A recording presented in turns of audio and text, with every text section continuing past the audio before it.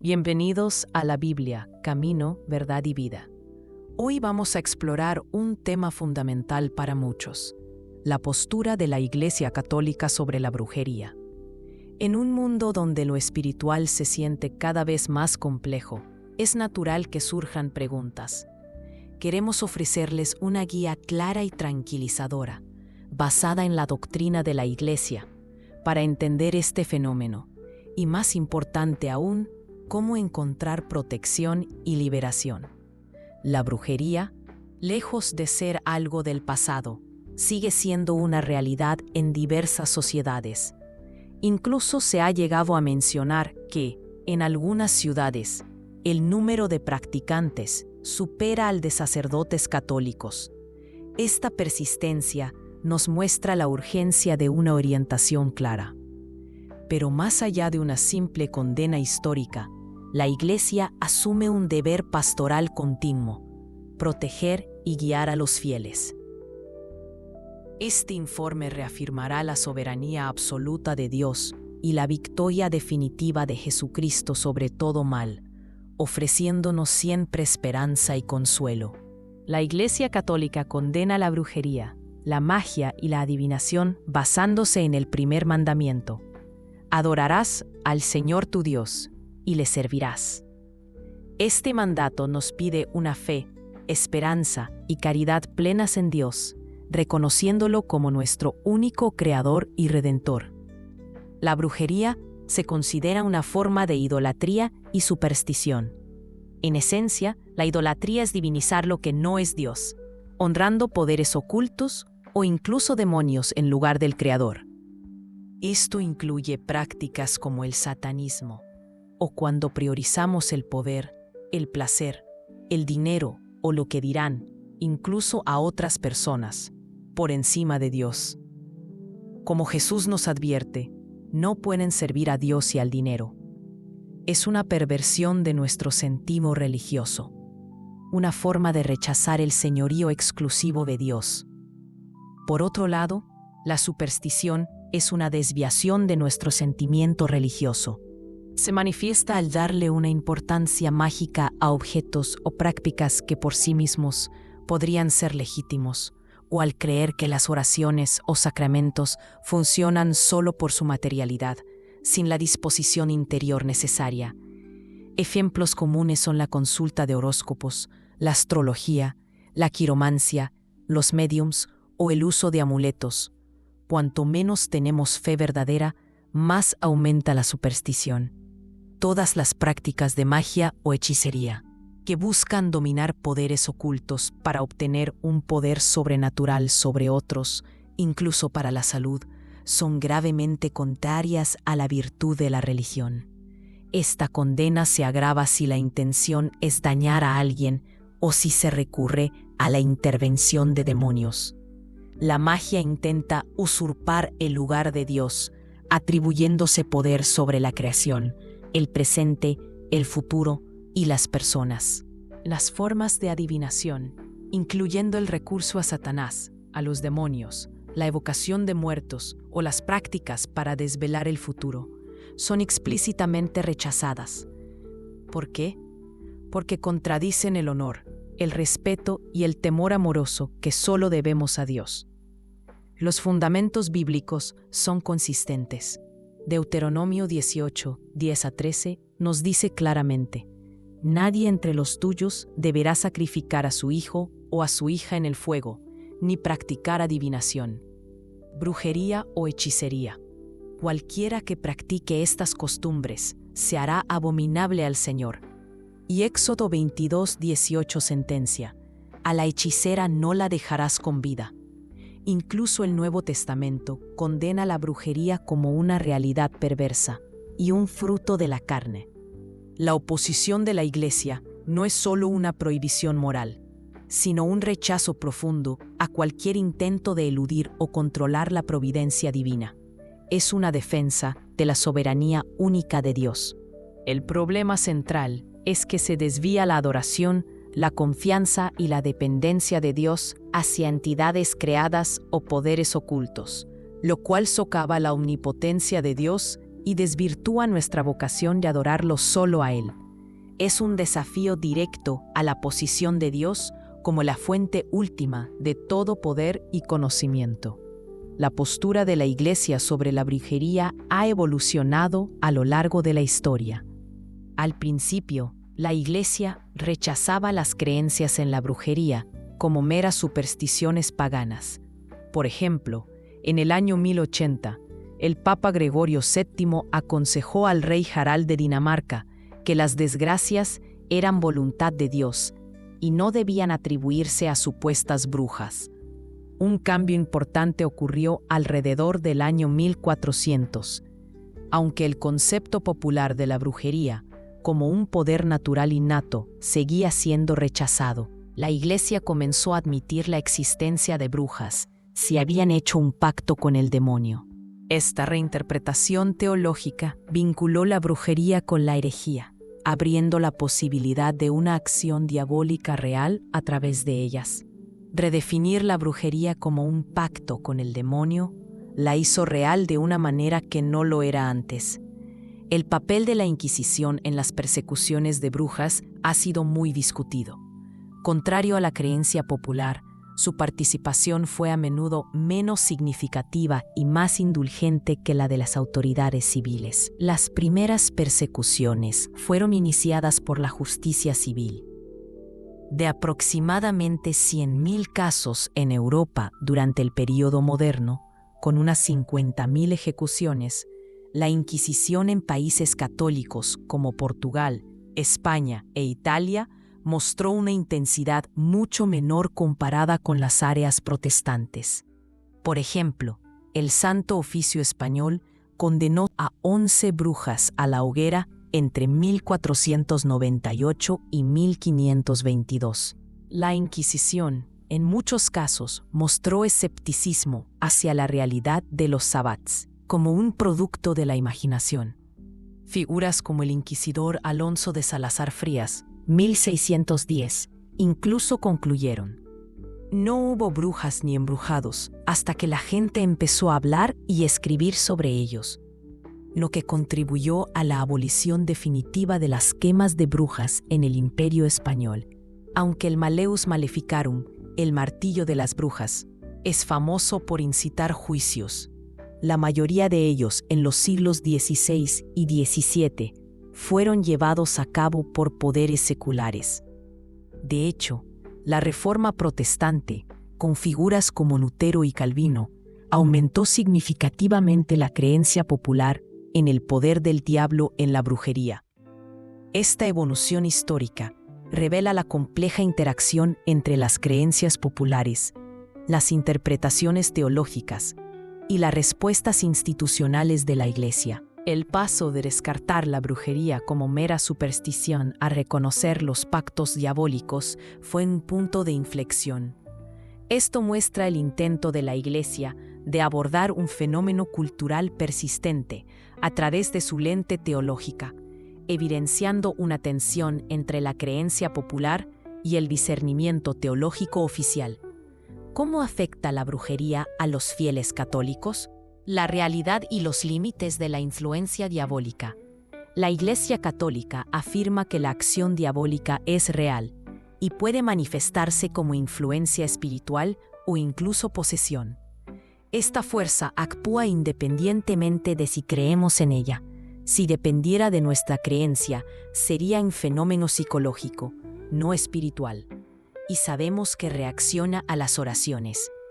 La Biblia misma muestra efectos reales de la brujería, como el relato del rey Saúl y la hechicera de Endor. Sin embargo, el poder de Satanás no es infinito. El diablo y el mal existen porque Dios les permite manifestarse, a menudo con propósitos divinos misteriosos, como fortalecer la fe o propiciar la conversión. Dios nunca permitirá la posesión del alma, y el demonio solo actúa hasta donde Dios se lo permite. El amor de Dios es más fuerte que cualquier maldición, y Jesucristo ha vencido definitivamente al maligno, declarando: «Tengan confianza, yo he vencido al mundo». La enseñanza de la Iglesia equilibra la realidad del mal con la soberanía absoluta de Dios, evitando tanto un descarte ingenuo de las amenazas espirituales como un miedo paralizante. La permisión divina de la acción del mal sirve a un plan superior, a menudo inescrutable, que puede incluso usar el mal para un bien mayor.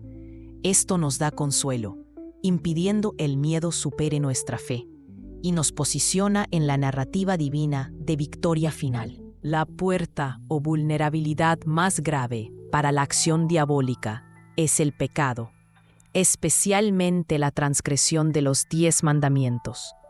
El pecado es un rechazo a Dios y a su reino, lo que nos hace susceptibles a la influencia de Satanás. De hecho, se considera más grave romper los mandamientos que estar poseído por el diablo. Un sacerdote exorcista identifica 3 llaves específicas que permiten la acción de Satanás: la envidia, la maldición y el maleficio, hechizos o trabajos de brujería. Estas son acciones o intenciones específicas que pueden abrir la puerta a la influencia demoníaca. La participación directa en el ocultismo, ritos satánicos o la realización de pactos con Satanás son causas graves de posesión demoníaca o de una fuerte influencia. Esto incluye prácticas como la consagración de un niño al demonio por parte de sus padres, buscar ganancias materiales a través de Satanás, usar tablas Ouija u otros medios de adivinación, y la blasfemia continuada. Tales prácticas son una verdadera y propia expresión de anticulto que busca transformar a los adeptos en siervos de Satanás. Quienes practican o se involucran con la brujería pueden experimentar graves consecuencias, incluyendo la esclavitud espiritual, vidas estancadas y, en última instancia, no heredar el reino de Dios si no hay un arrepentimiento y conversión genuinos. El concepto de puertas de entrada implica que hay un grado de responsabilidad humana en nuestra vulnerabilidad. Aunque las fuerzas externas pueden actuar, nuestro estado interno, pecado, falta de fe, participación deliberada en el ocultismo, es crucial. Enfocar en el pecado como la peor puerta nos hace ver que las elecciones morales internas son los determinantes principales de nuestra vulnerabilidad, no solo los ataques mágicos externos. Esto nos empodera al destacar que evitar el pecado y las prácticas ocultas es nuestra principal defensa. La Iglesia establece una distinción clara entre la posesión demoníaca y las enfermedades naturales, especialmente las condiciones psiquiátricas. Los evangelistas mismos diferenciaban entre curar a los enfermos y expulsar demonios. Antes de cualquier exorcismo solemne, se requiere un examen médico, psicológico y psiquiátrico meticuloso para descartar cualquier causa natural o mental de los síntomas. Es la Iglesia quien, en última instancia, determina si una persona está genuinamente poseída, no el autodiagnóstico. Las características clave para diagnosticar la posesión diabólica, según el nuevo ritual del exorcismo, incluyen una aversión vehemente a Dios, la Virgen María, los santos, la cruz y las imágenes sagradas. Otros signos pueden ser una fuerza física desmedida, hablar lenguas desconocidas, movimientos oculares inusuales y espuma por la boca. Es importante destacar que la teología católica rechaza la noción de posesión por almas errantes o espíritus de los difuntos. Este riguroso protocolo demuestra la prudencia de la Iglesia y su respeto por el entendimiento científico, evitando un enfoque simplista o supersticioso ante el sufrimiento humano. Esta cautela asegura que las personas reciban la ayuda adecuada, ya sea espiritual o médica, y demuestra que la comprensión de la realidad espiritual por parte de la Iglesia no es anticientífica, sino que busca operar dentro de un marco que respeta ambos ámbitos. El fortalecimiento de la fe y la vida espiritual es la armadura de Dios. La Iglesia Católica, enseña que una fe fuerte y activa en Dios es nuestra defensa más poderosa contra cualquier ataque diabólico, actuando como un chaleco antibalas espiritual. La gracia de Cristo nos provee todo lo necesario. Se nos exhorta a orar y confiar en el Señor.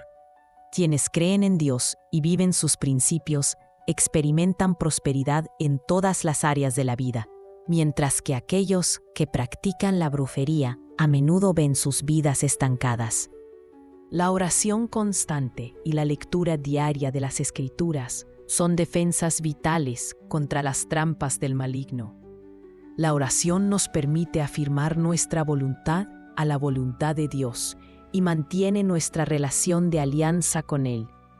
Hay oraciones específicas consideradas poderosas para la protección, como el Salmo 91, el Salmo de la Protección, la oración a San Miguel Arcángel, la oración a San José, terror de los demonios, y la invocación a San Cipriano. La humildad y la obediencia son virtudes cruciales. Satanás teme la humildad más que el exorcismo. Dios defiende a los humildes y obedientes, no a los rebeldes. La obediencia a los mandamientos de Dios y la sumisión a la autoridad legítima, como padres, cónyuges o empleadores, son fundamentales para vivir en orden con la voluntad divina. Es de vital importancia que los fieles no busquen ayuda de otros brujos, chamanes o prácticas ocultas como contramedida, ya que Satanás no puede expulsar a Satanás. Recurrir a estas fuerzas oscuras solo nos lleva más profundamente a la oscuridad y a la trampa del demonio. El énfasis en las disciplinas espirituales proactivas, fe, oración, humildad, como la defensa principal subraya que la protección no es solo una respuesta reactiva, sino una parte integral de una vida cristiana saludable. Esto cambia el foco del miedo a las amenazas externas, hacia el cultivo interno de la virtud y la relación con Dios. Los sacramentos son signos sagrados instituidos por la Iglesia, cuyo fin es preparar a los hombres para recibir el fruto de los sacramentos y santificar las diversas circunstancias de la vida. Operan en la plenitud de la gracia, proporcionando una comunión profunda con Dios. Los sacramentos no son solo rituales, sino encuentros activos con Cristo que confieren gracia y combaten directamente la influencia demoníaca. El bautismo significa la liberación del pecado y de su instigador, el diablo. Se pronuncia un exorcismo simple durante el rito bautismal, incluso para los bebés, para liberarlos de la influencia del maligno y del pecado original, capacitándolos para vivir y dar testimonio como cristianos. El sacramento de la confesión, reconciliación, es particularmente temido y odiado por el demonio, porque le arrebata almas, purificándolas del pecado y sumergiéndolas en la sangre de Cristo. La confesión frecuente es una práctica muy recomendada para la protección espiritual. Recibir la Eucaristía significa recibir a Jesús en nuestra propia vida, proporcionando fortaleza y defensa contra el maligno. La Eucaristía representa la presencia real del cuerpo de Cristo y sirve como una poderosa antialegoría a las parodias diabólicas que intentan imitarla. La participación asidua en la Eucaristía es fundamental. La explicación de los sacramentos va más allá de la mera importancia. El bautismo está explícitamente vinculado a la liberación del diablo. La confesión es temida por el demonio porque purifica del pecado. Y la Eucaristía es recibir a Jesús mismo. Esto indica que los sacramentos son vistos como medios directos y eficaces de combate espiritual y gracia. Además de los sacramentos, la Iglesia recomienda el uso de sacramentales bendecivos, como el agua bendita, los crucifijos, especialmente el de San Benito, y los rosarios, como herramientas de protección. Es importante entender que no son amuletos mágicos, sino extensiones de la fe y la oración, que refuerzan nuestra dependencia del poder de Dios a través de la intercesión de los santos y la bendición de la Iglesia. La vida en comunidad eclesial es esencial, ya que una oveja sola es una oveja en peligro. La comunidad nos brinda apoyo y protección contra influencias hostiles, evitando la peligrosa soledad que nos hace presa fácil del enemigo. El discernimiento de espíritus es una práctica católica crucial para distinguir entre influencias espirituales buenas y malas. Se basa en la confianza en la inspiración del Espíritu Santo y en el juicio por los frutos de una acción o pensamiento. Esta práctica nos ayuda a evitar el engaño, incluso cuando el mal se presenta bajo la apariencia de bien. La variedad de devociones y sacramentales refleja la sabiduría pastoral de la Iglesia, al proporcionar expresiones de fe accesibles para que los fieles participen en la guerra espiritual. Estos medios nos ayudan a enfocar nuestra intención y confianza en Dios, a menudo a través de la intercesión de santos específicos. Esto resalta el enfoque práctico de la Iglesia hacia la vida espiritual, ofreciendo medios concretos para que fortalezcamos nuestra fe, construyendo así una armadura espiritual contra el mal. El sacramento del exorcismo y el acompañamiento pastoral. El exorcismo es una forma de oración antigua y particular mediante la cual la Iglesia, pública y autoritariamente, en nombre de Jesucristo, pide que una persona o un objeto sea protegido del poder del maligno y sustraído de su dominio. Es un sacramental, no un sacramento, lo que significa que es un signo sagrado instituido por la Iglesia para preparar a las personas a recibir la gracia y santificar las circunstancias de la vida. Existen dos tipos principales de exorcismo: exorcismo simple o menor. Se realiza como parte del rito bautismal para liberar a la persona del pecado original y del diablo. Exorcismo solemne o mayor. Se lleva a cabo para expulsar demonios o liberar del dominio demoníaco, típicamente en casos de posesión genuina. La facultad para realizar un exorcismo solemne está estrictamente regulada. Solo un sacerdote con el permiso especial y expreso del obispo local puede realizarlo.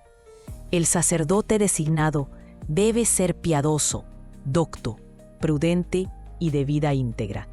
Es crucial que los laicos y sacerdotes no autorizados no intenten realizar exorcismos, ya que esto puede ser peligroso y carece de la debida autoridad eclesiástica.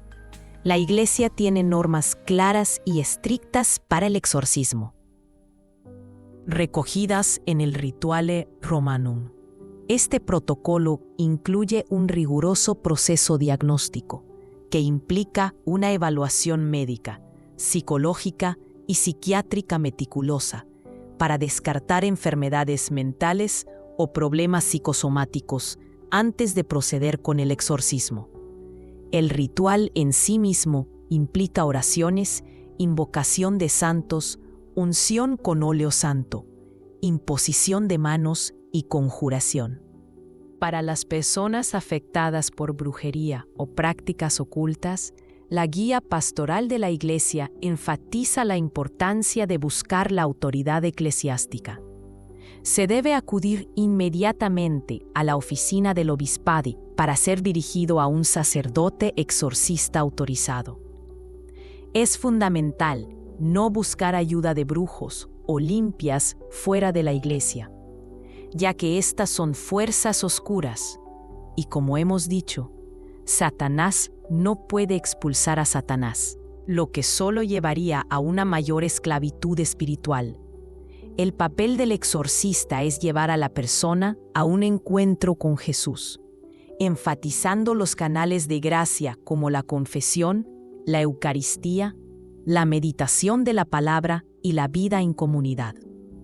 La naturaleza altamente regulada del exorcismo, junto con el énfasis en una guía pastoral adecuada, subraya el compromiso de la Iglesia con una atención espiritual responsable. Esta rigurosidad tiene múltiples propósitos: protegernos de daños por individuos no calificados, preservar la doctrina y asegurar la credibilidad.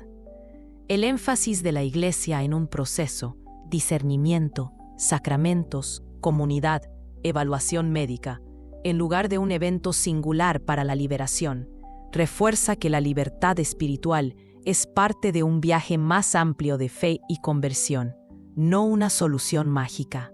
El análisis de la doctrina y la práctica de la Iglesia Católica sobre la brujería revela una postura clara y consistente, arraigada en el primer mandamiento y en la afirmación de la soberanía absoluta de Dios.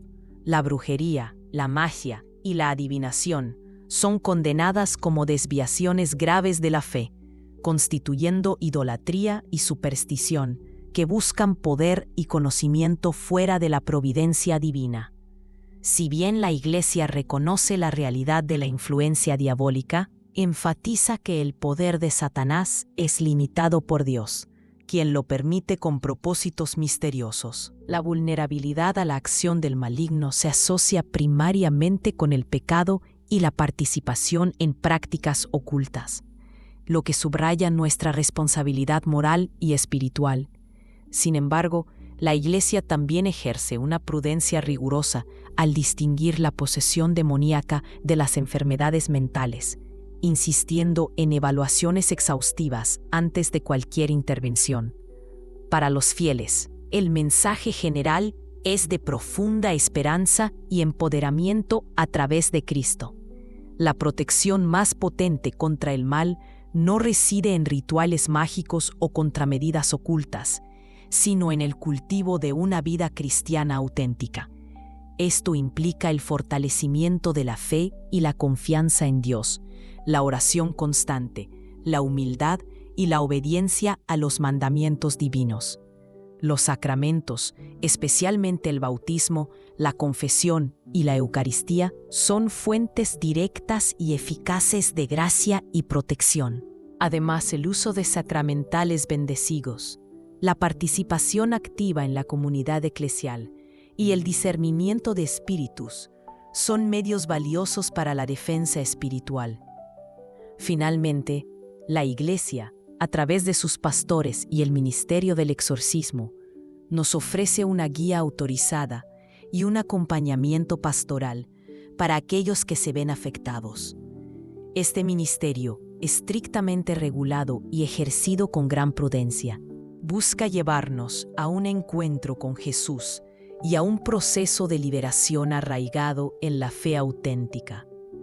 La esperanza cristiana es el antídoto principal contra el temor. Este mensaje va más allá de prohibiciones, para ofrecer una visión positiva del florecimiento espiritual arraigado en una relación con Dios, enfatizando que la vida cristiana misma, vivida auténticamente, es la defensa más potente contra el mal. Jesucristo ha vencido definitivamente al mundo y al maligno. Y el poder del amor de Dios es supremo sobre cualquier ataque diabólico. Los fieles católicos estamos llamados a vivir una vida arraigada en la fe inquebrantable, la confianza en la providencia divina y la participación activa en la vida sacramental de la Iglesia, un camino de liberación y crecimiento espiritual libre de temor y de la atracción de las prácticas ocultas. ¿Qué piensas de este enfoque de la Iglesia sobre la brujería y la importancia de la fe en la protección espiritual? Espero que esta reflexión sobre la brujería y la fe católica te haya brindado claridad y paz. Si este mensaje resonó contigo, suscríbete al canal para no perderte futuros videos que fortalecen tu espíritu. Dale un me gusta y comparte esta enseñanza con quienes más la necesiten. Que Dios te bendiga. Amén.